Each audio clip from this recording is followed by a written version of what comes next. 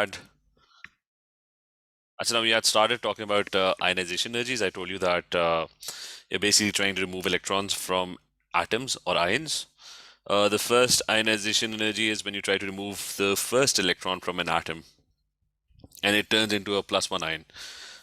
These are gaseous atoms, which means that they're not bonded to anything. They're completely they're like you're doing this in the laboratory. It's a single atom, and you're trying to remove an electron from that. So that is the first ionization energy, and then you had the second ionization energy that you've removed the first one. Now you're trying to remove the second electron.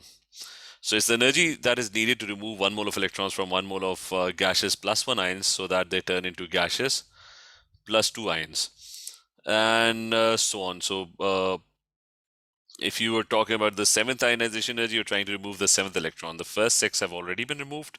You're trying to remove the seventh one.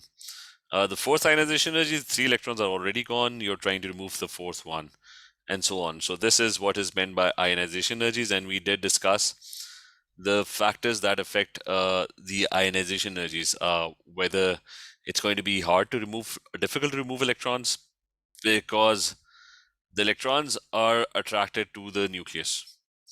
So if the electrons are attracted to the nucleus, so there are a number of factors that determine whether it's easier to remove electrons or difficult to remove electrons. The first one is you've got more protons. So if there's more protons, there's going to be more attraction for electrons. There's going to be more positive charge in the nucleus. So the electrons are going to be attracted more strongly. So it's going to become more difficult, and the ionization energy would be higher. The other factor is distance, like how far the electron is. So if the electron is really far away from the nucleus, then it's going to be easier to remove. So it's going to be easier to remove electrons, and the ionization energy is going to be lower. For example, this electron over here is very close to the nucleus. This electron over here is far from the nucleus. So if the electron is really far away, it's easier to remove electrons.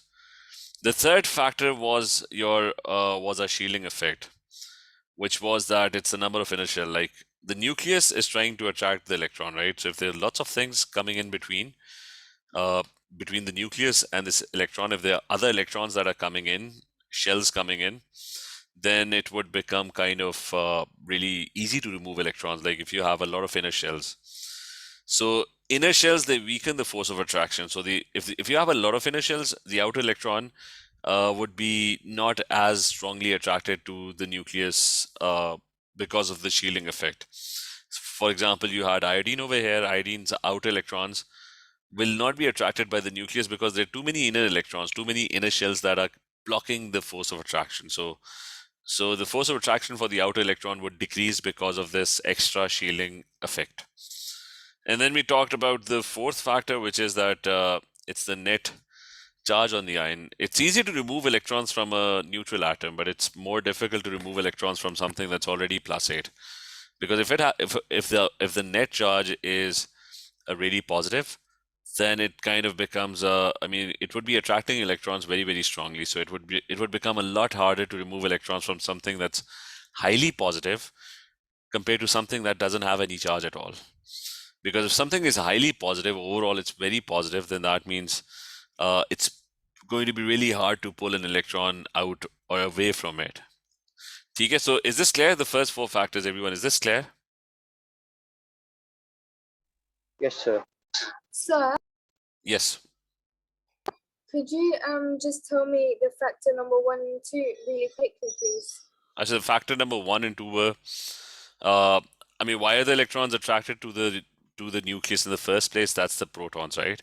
If you've got more protons over here in the nucleus, there's going to be more positive charge, and the electron would be more strongly attracted to it. Is that clear?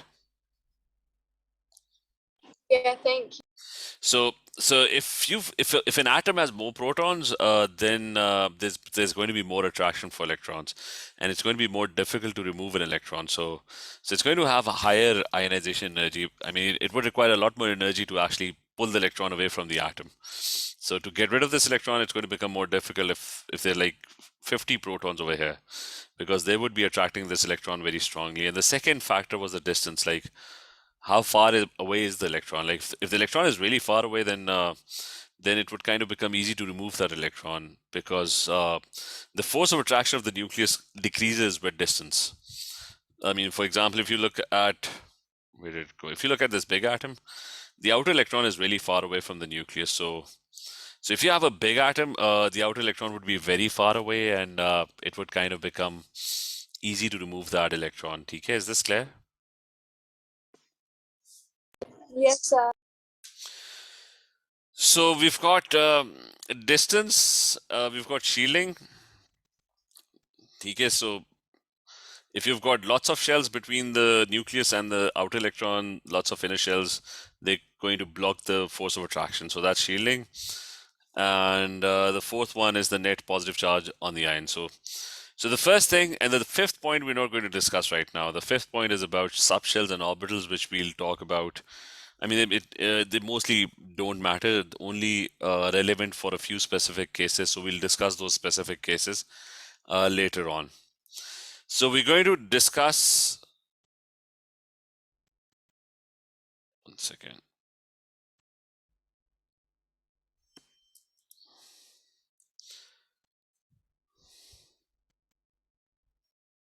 So what we're going to do is we're going to discuss, firstly, we're going to discuss successive ionization energies. So there's a graph that you have to plot or learn to plot. Now, successive ionization energies are that you're trying to remove electrons from the same atom over and over again. I mean, like if sodium has 11 electrons, you're trying to remove all the 11 electrons.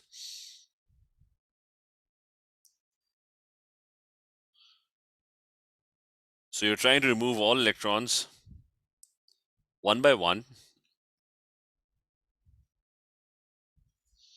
from the same atom.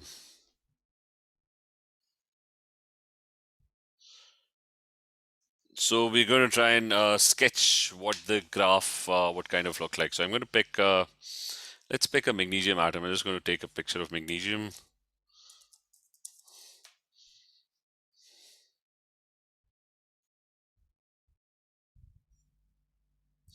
So here's a magnesium atom. I'm just going to, let's copy this one.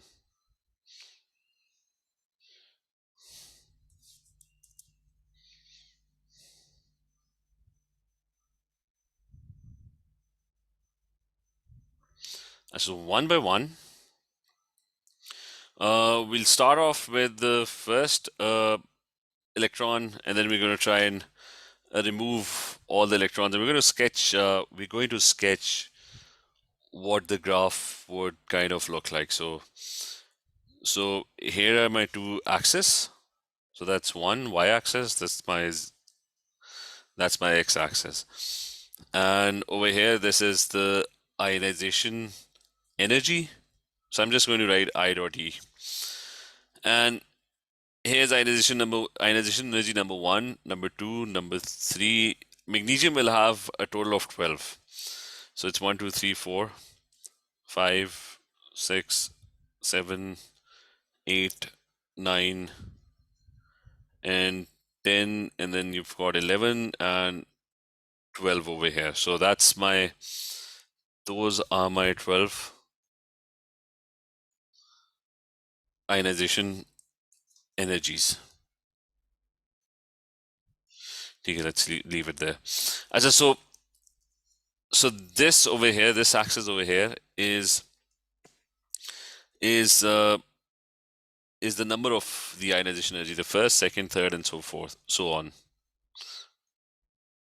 I'm just going to write 3, 4, trying to remove the 5th electron, the 6th, the 7th, the 8th, 9th, 10th, 11th, and 12th. And we're just looking for how the sketch would look like. So let's start with the first electron. We're trying to get rid of the first electron, so we're trying to remove that. Can you tell me, would it be really easy to remove that electron, or would it be really hard to remove that electron? It will be kind of easy.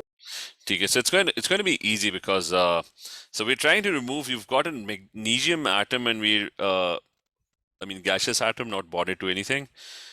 We're trying to remove the first electron. So a number of factors are in play. Uh, like it's really far away, so you got distance, right? Like it's really far away from the nucleus, so not and shielding as well.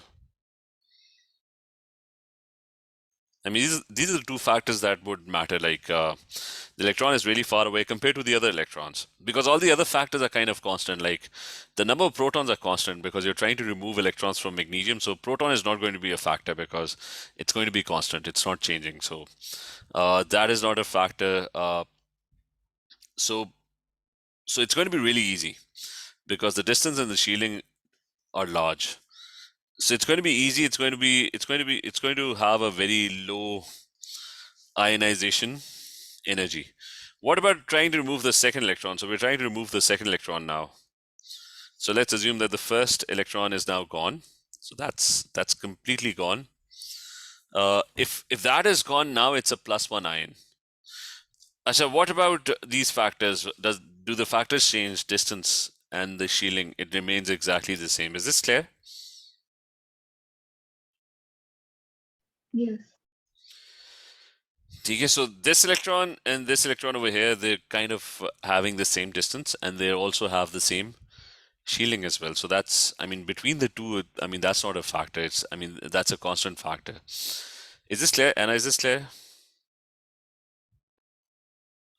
Alicia, Hania, is this clear? Mayim? Yes, sir. So removing the second electron is not going to be that difficult. I mean, it's going to be easy as well. Except for one thing, that it's going to be slightly more difficult. Can anyone tell me why it's going to be slightly more difficult?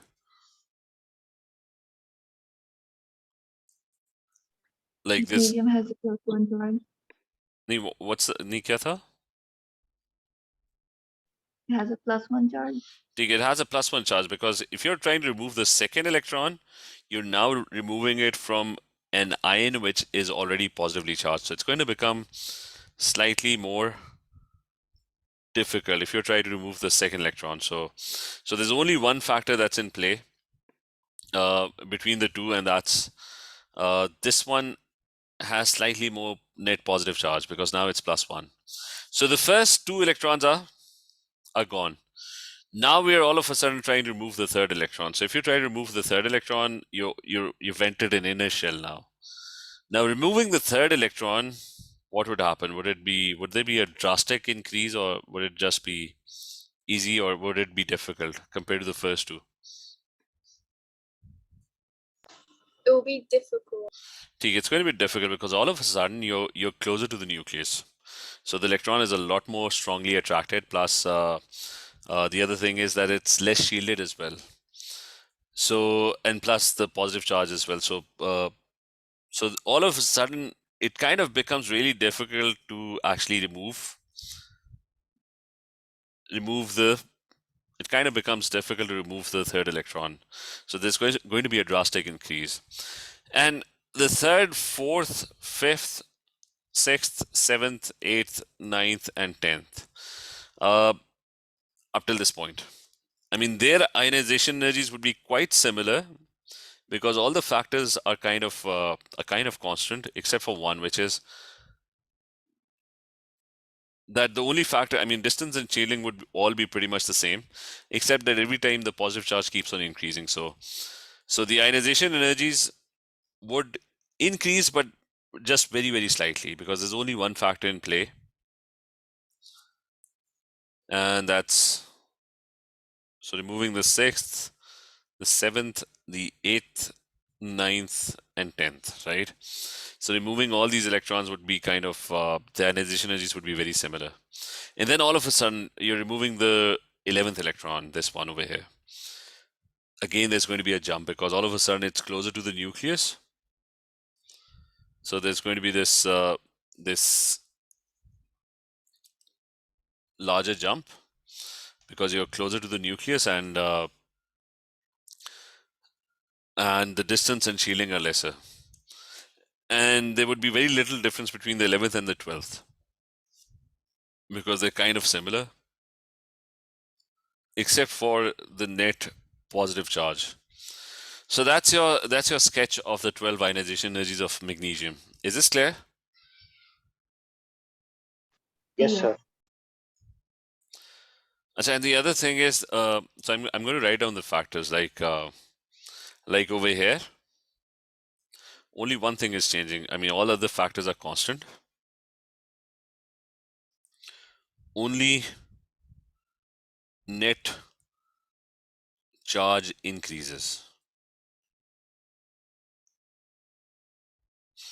Like if you're removing electrons from the same shell, the distance is the same, the shielding is the same. I mean, the protons are, I mean, they've been constant throughout, so they're also the same. So all other factors are constant, except for every time you remove electrons, there's an increase in the net charge. So that's the only factor within a shell. But whenever you change shell, why is there a jump? There's a jump because all of a sudden, uh, shielding decreases,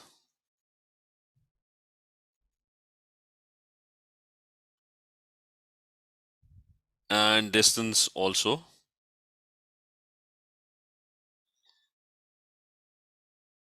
decreases. So all of a sudden you'll see this jump. Plus the net charge is also increasing. So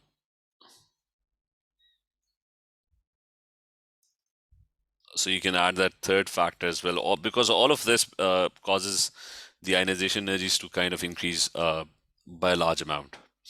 So is this clear?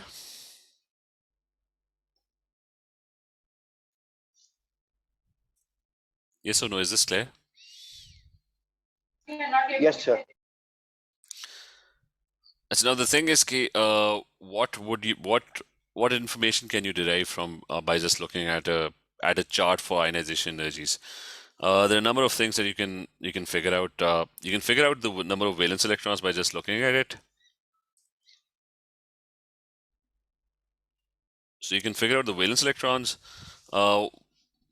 I mean, it's 2 electrons, and then it jumps. That means that's your inner shell. By just looking at the valence electrons, what you can figure out is which group it belongs to. And by the group number, you can pretty much kind of get a lot of information about the atom, whether it's a metal or whether it's a non-metal. How is it going to behave? What else? You can also get the number of shells. Like this one has 2. I mean, 2 electrons in the first shell, like the outermost shell, 8 in the middle one, and there are 2 in the shell that's closest to the nucleus. So you can get the total number of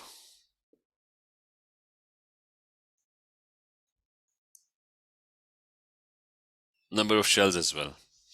So you get these kinds of information from a successive ionization energy graph. Is this clear? Mariam, is this clear? Yes, sir. So we're going to do another example. Let's say let's take another atom. This time let's take an oxygen atom.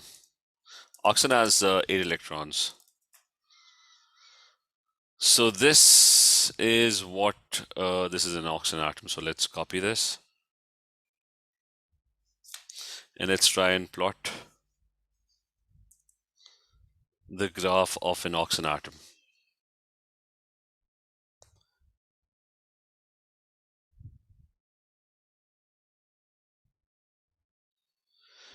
Now this one, I'm going to plot the successive ionization energies, and they would be 2 and 6. So that's 8 electrons.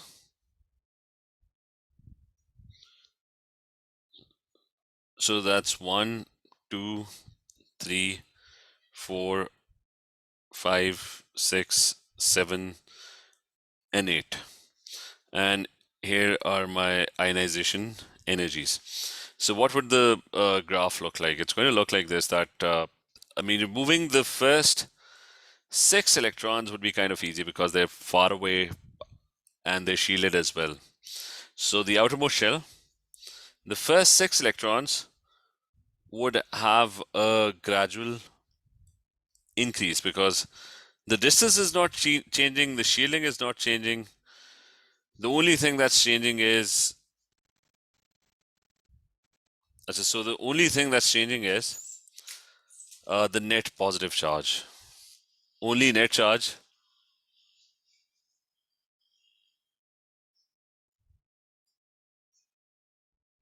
constantly increases.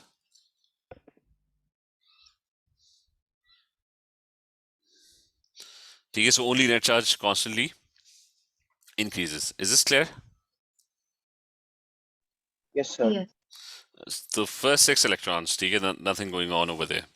But all of a sudden, when you've removed the first 6 electrons, all of a sudden now you've entered your inner shell. So that's, I mean, removing the last 2 electrons would be kind of difficult.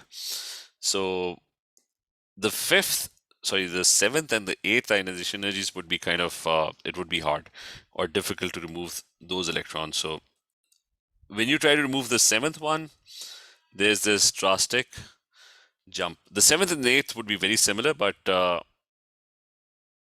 going to be a drastic increase. So this is the first, second, third, sorry.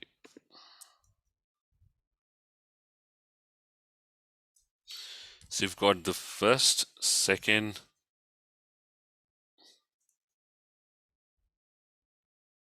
seventh, and 8th ionization energies. So is this clear? Yes, sir. So that's all about successive ionization energies.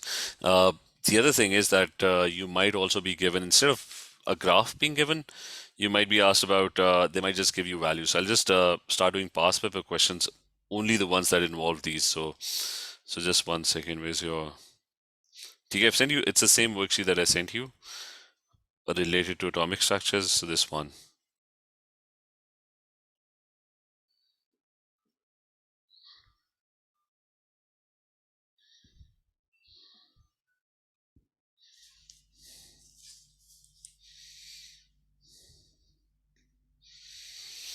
So in this, we're going to talk about what's this? Ionization energies. And I'm just going to do the simple questions related to not this, to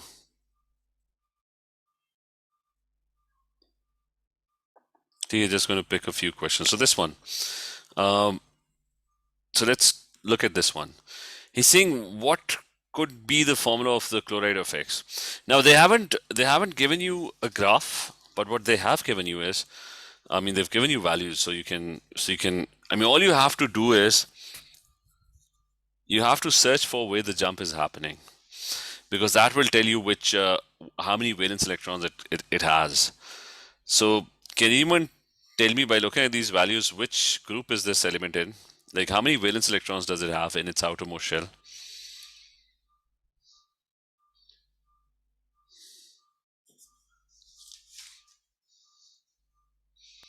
Could it be between the third and the fourth? The third and the fourth.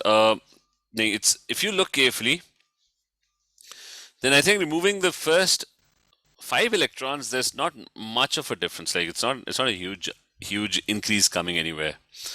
Then all of a sudden, when you reach the 6th one, it doubles. Hani, is this clear? Yeah. So that means these electrons over here, the first 5, they kind of belong to they are in the outermost shell. So you got 5 valence electrons. So it's in what group? It's in group 5, right? And how many bonds are formed by group 5 elements? They form 3 bonds, because they need 3 electrons. So it's going to be, the formula would be C, X with 3 Cls. So they combine this question with chemical bonding. So a group 5 element always forms 3 bonds because it needs 3 electrons. So is this question clear?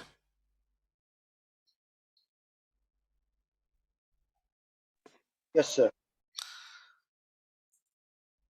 So here's another one. It's actually the same one. Forget this. So I'm just looking for the simple questions where they've given you not this one. So let's talk about this one. So there are two elements, X and Y. I mean, there are other things involved as well, so we'll just stick to. Can you tell me which group is X in and which group is Y in?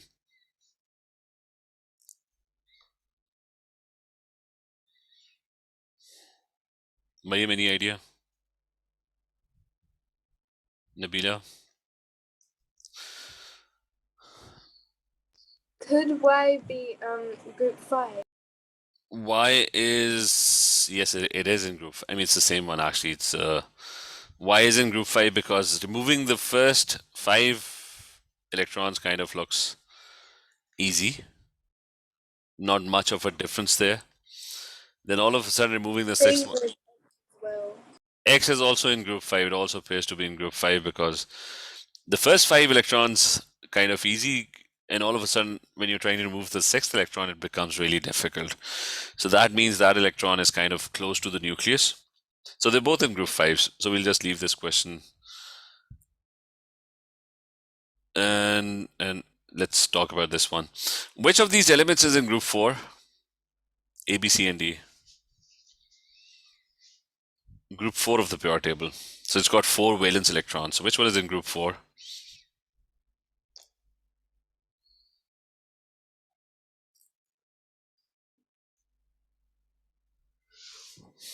Would it be C? C is definitely group 4. A gradual increase, then all of a sudden, the 5th one kind of becomes really difficult. So that means this one must be very close to the nucleus. So it's in group 4. I mean, the first 4 electrons are in the outermost shell. So this one is, I mean, just tell me which group this is in.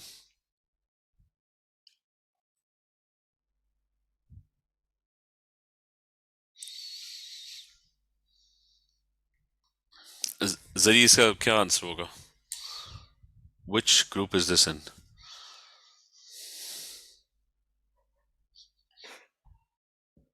Yeah, Anna, are you there? Group 6, I think. I mean, this is the one that's kind of becomes really difficult. Okay? So that means there's a gradual, it looks like a gradual increase, and then all of a sudden it becomes really difficult. So that means there's this jump over here. So that means it's in group 6. But they're asking for the electronic configuration. Remember, we did electronic configuration. Group 1 is S1, group 2 is S2, group 3 is S2P1, and so on. So S2 and 2 in P. That then you have group 5, that's S2 and P3. And finally, you've got group 6, which is going to be S2 and P4. So it's going to be this one. This electronic configuration belongs to group 6, which is probably this one. So they mixed it with electronic configurations as well. So the rest is, answer this one. Which equation represents the second ionization energy of an element X? Sir, Yes. we know the previous question, the answer had a big 2 at the front of S2P4. Is that okay? Is that what's your question? Is that Do we have to like add them when we are working it out? Yes, because when we did, let me go back just a little bit. When we did electronic configurations, I told you that, one second. I mean, this is about sizes. So when we did electronic, I'll just go back. I told you you've got all these subshells and orbitals, all these different regions that the electron occupies, right? And we had this Aufbau principle. I told you, I mean, the order in which electrons fill up in an atom are determined by the Aufbau principle, right? Hania, is this clear? Yes. So you had all sorts of, like, an s orbital, the electron is occupying a spherical region.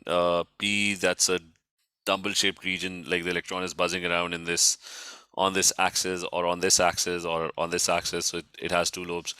So the electron occupies all these subshells according to the order that is determined by the Aufbau principle. Now what does this 3 and the 4 and the 5 represent? They represent the energy levels. They're known as the principal quantum number or the shell number. So every orbital has a particular energy level. The notation is that every subshell or orbital will have a 2 or a 1 or a 3 written in front of it. They represent the energy level. So if the electron occupies a 1s1, like it's present in an s orbital and there's 1 written in front of it, that means the electron has very low energy, and the area that it's going to occupy, it's not going to go very far away. So it's like it's buzzing around, but it doesn't have a lot of energy, so it's sticking close to the nucleus. Hani, is this clear? Yeah, I just remembered. Okay, so a 2 represents the electron is more energetic. 3 represents it's even more energetic. It's occupying, it's buzzing around in a much bigger space around the nucleus. So every, I mean, the Aufbau principle, you just have to follow the Aufbau principle. That's the order in which you've got different regions in different shells. I mean, basically they have different energy levels. So the electrons occupy the region that's closest to the nucleus. Then you've got higher energy levels. The electron occupies areas that are much further away from the nucleus, right? So, uh, so, so the shortcut was, I told you that there's a shortcut of writing. I mean, you can't, sorry. So the shortcut was you can't really remember all the electronic configurations, right? I mean, it's time consuming. All you're interested in is what's the electronic configuration at the end. Every atom has exactly its 1s2, 2s2, 2p6, and I mean, the electrons fill up in the same order, right? So we are just interested in what's the electronic configuration of the outermost shell, and that is determined by, I mean, you can just look at the group number. I did, right? I wrote it somewhere. I wrote it over here. So I told you, you can just look at the group number and you'll get an idea of which subshells are present in the outermost shell and how many electrons they have. It doesn't, I mean, this one doesn't tell you the energy levels. Like for the energy level, you have to write the whole thing. So if silicon is in group 4, that means it's 1s2, 2s2, 2p6, 3s2, 3p6. So automatically the third shell, the outermost shell, the electrons that are furthest away from the nucleus, or the most energetic ones, they have an s orbital which has 2 electrons, a p subshell which has 2 electrons. So it's s2 and p2. Is this clear? Yeah. So if you want to figure out the shells, you have to write the whole electronic configuration. So, but if you're just interested in what are the subshells, what are the outermost electrons doing, you just have to just look at the group number and you'll get your information from that. As a move, let's do some more questions if we can find. This, I think we were doing this one. Which one is the second ionization energy, or the equation that represents that? B. I think it's going to be B, because when you talk about the second, the first is already gone. Okay, so it's already +1, and now you're trying to remove the second electron. So that is definitely B.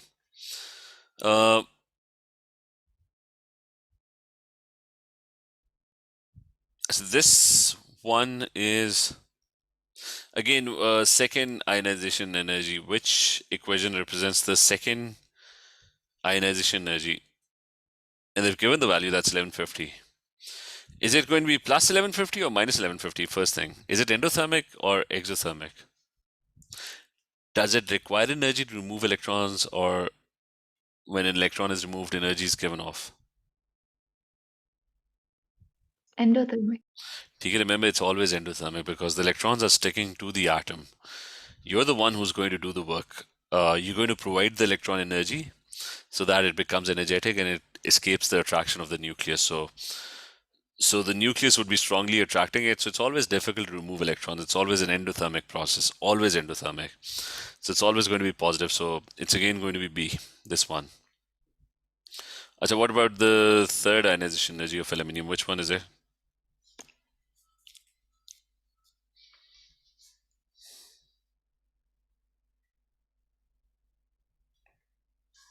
Would it be D? Yeah, it's going to be D. 2 electrons already removed. You're removing the third one. It's going to be plus. Again, this one, I mean, we did, I mean, it's hitting, I mean, it's the same element, actually, forget this.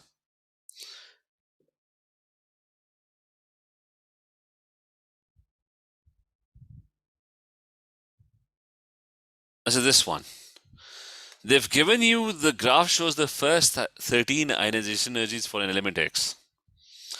Quickly, can you tell me which group this element is in?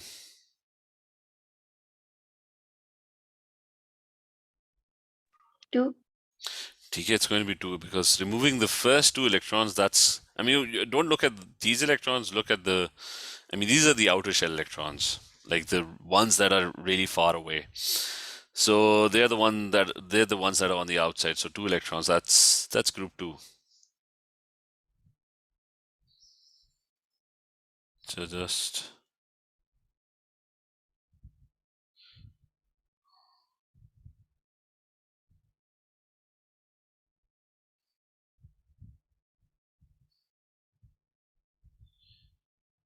this is so hmm. He's saying element X forms X minus 1 ions, right? So which group is this in?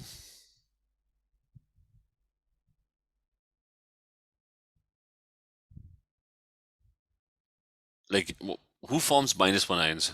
Which group? 7. Yeah, that's group 7. So now one thing is, now you didn't, now that means the jump is going to come after when you try to remove the 8th electron.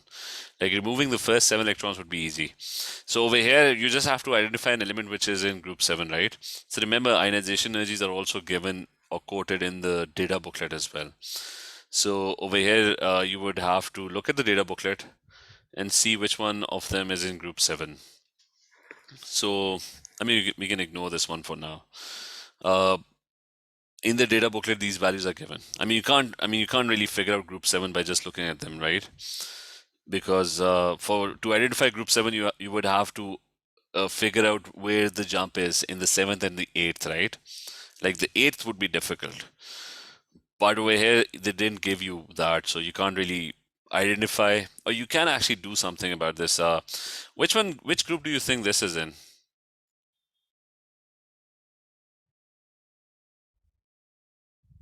I mean, we can do this by elimination. Remember, we're trying to identify group 7, right? Actually, this one, the first one, option A, which group do you think this is in?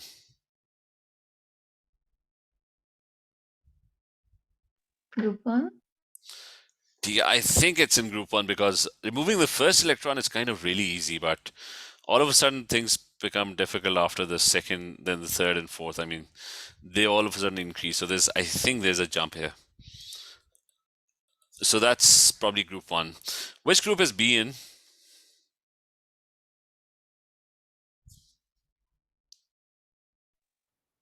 3. Okay, that's in 3 because the fourth electron is difficult. So then obviously you can't really figure out between C and D whether they are in group 7 because there is no drastic increase coming in. I mean, this one is also a gradual increase. There's no drastic jump. So one of these two is in group 7. So for that, you would have to, I mean, I'll open the data booklet just a second.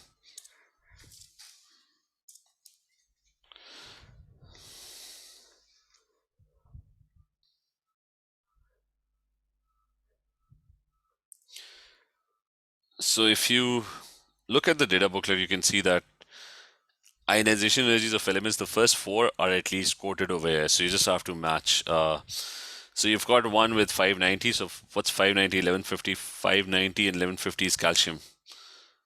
So that's calcium, right? Over here, 590, 1150 and 6480. So that's calcium. Actually, we could have figured out there was a jump over here. Then all of a sudden it actually, I mean, it not, I mean, there wasn't a gradual increase. We missed this jump. We could have figured this out by just looking at it. That's group 2. So that leaves you with D as the only option. Is this clear? TK, yes or no? Is this clear? Yes. Okay, so let's just remember this. Then we'll do ionization energies across the period and down the group. So this is one which is successive ionization. You're trying to remove electrons from the same atom. Okay? So let's discuss this in the next class. So everyone, let's continue next time. Alright, sir. Okay, take care. Allah Allah Hafiz. Hafiz. Allah Hafiz. Allah Hafiz. Allah Hafiz.